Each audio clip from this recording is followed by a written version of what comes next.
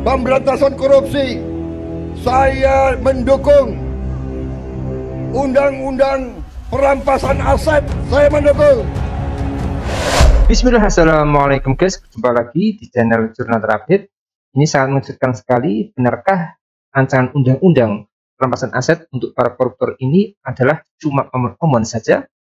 Jadi tak perlu berlama-lama, untuk lebih jelasnya langsung saja kita simak bagaimana penjelasan dari mantan hakim ini guys. Bismillah.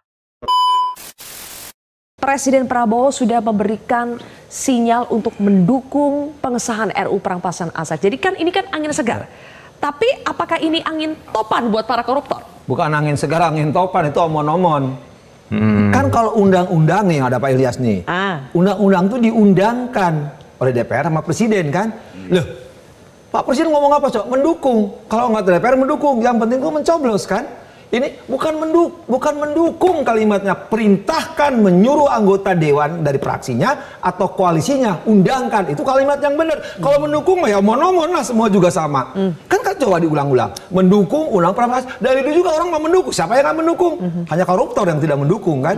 Nah, jadi kalau cuma mendukung ya itu angin tadi. Masih sepoi-sepoi? Bukan sepoi-sepoi lagi, angin lalu. Nah, jadi jangan itu. sampai dong jadi yang angin kedua, lalu. Ya, ini udah perampasan aset itu kan dari tahun 1900-an, ya. Ada yang belum lahir, Almas malah belum lahir. Kita harus bikin di Bappenas semua, kajian ilmiah dan semuanya, nggak selesai, udah surprise. Kan lebih lucu, kenapa nggak tidak pertanyaannya sederhana? Kapan nikah, kayak lebaran kan? Kapan lebaran? Nah, terus kapan Natal 25 pasti. Kapan tahun baru 1 Januari? Agak turun dikit. Kapan puasa, kapan lebaran agak berbeda. Ini lebih nih kapan-kapan. Jadi kita dukung aja gitu. Padahal harusnya suruh, perintahkan. Itu jenderal kan seharusnya. Ini cuma mendukung. Orang lain juga bisa dukung. Dukung partainya Pak Ilyas, PKB. Tapi kalau nggak mencoblos percuma. Kalau cuma mendukung tapi tidak memerintahkan, ya omon-omon namanya. Jadi presiden yang saya katakan GBHN. Apa tuh GBHN? Ya gede. Bacot hasil jangan nihil. dong, jangan ya. Jadi sebetulnya sudah dari tahun berapa sih kan? Tahun 1900-an itu. Oh ya, bukan dari tahun 2008 ya? Bukan, itu materi resmi. Jadi sebenarnya itu kan dari Bappenas, bantuan luar negeri membuat merumuskan aset itu. Bahkan supaya saya tahu ya, yang membuat naskah akademis RUU perampasan aset bapak saya, namanya Ramlan, mantan jaksa agung muda tindak pidana umum. Dia langsung buka tuh di BPHN. Jadi saya hafal pasalnya semua. Oke, baik. Kami juga sambil memunculkan ya, karena ini yang terdapat di media adalah bagaimana undang-undang atau RUU perampasan aset ini diinisiasi mungkin lebih dipertajam lagi kali ya, itu pada tahun 2008. Boleh ditampilkan perjalanan RUU perampasan asetnya, teman-teman? Ya.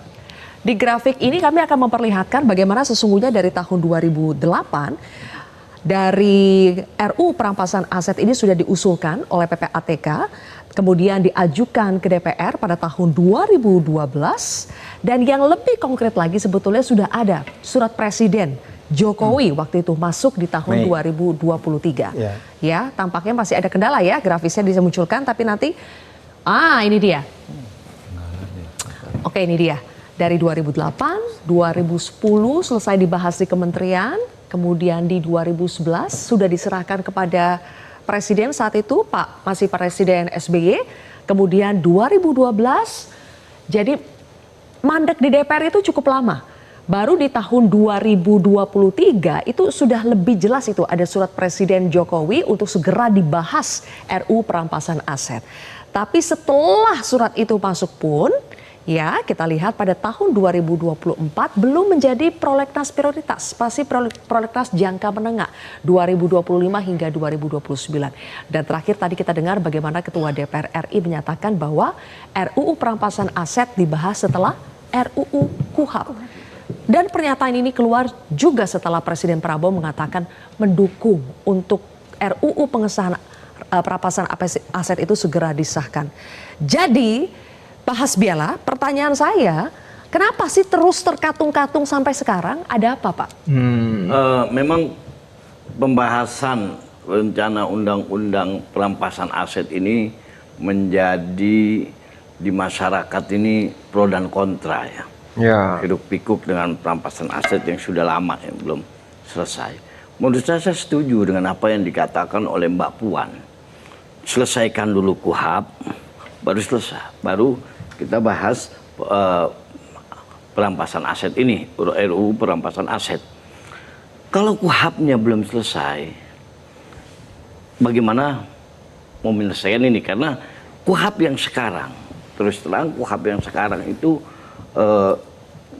jika perampasan aset dilakukan hari ini akan terjadi penyalahgunaan kekuasaan. Karena KUHP hari ini, yang hari ini kita miliki, yang sudah 44 tahun usianya, baru insya Allah kita sedang bahas di DPR, selesai mungkin 1 Januari 2026. Menurut saya waktu yang tidak lama. Kita menginginkan perampasan asetnya dibahas dengan KUHP yang kuat. Yang pertama begini, Mbak.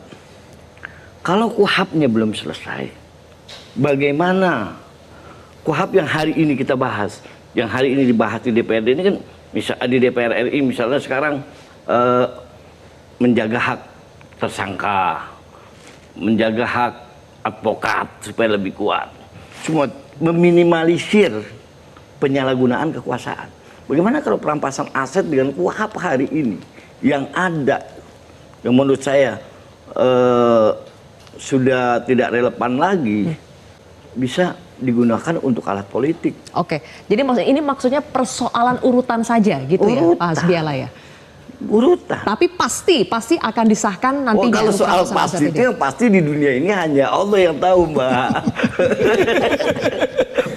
Masalah juga dibilang pasti juga belum tentu tahu.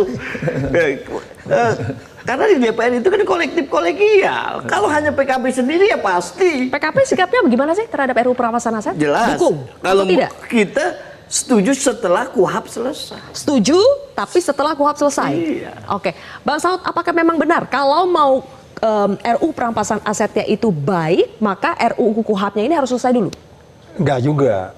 Karena gini, presidennya itu kan banyak. Jadi gini, waktu kita sudah menandatangani piagam PBB, artinya presiden di Amerika juga yang terjadi di Amerika, di negara-negara lain yang sudah melakukan perampasan aset, itu bisa kita terapkan di sini gitu. Ya silakan, tergantung pemerintah, penyelidik, penyidik, penuntut, hakim bisa meyakinkan.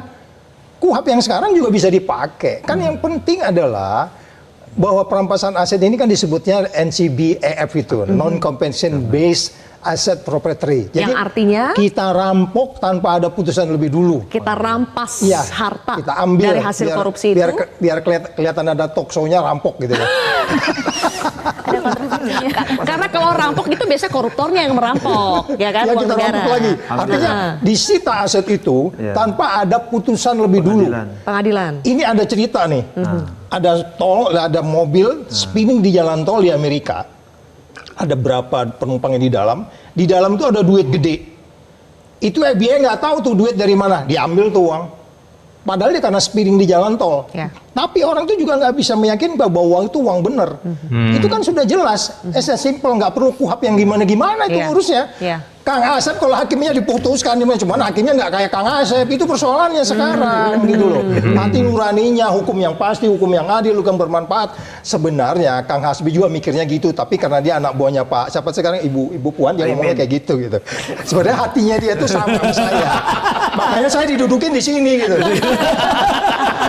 Sama ini sudah. Tapi kan tadi Pak Hasbia bilang, Iya, itu- takutnya ada penyalahgunaan Itu yang namanya kekuasaan. protokol konsuler, itu ngomongnya kayak begitu. Oh gitu ya, Pak Tapi Hasbi. dalam hatinya sama gitu loh.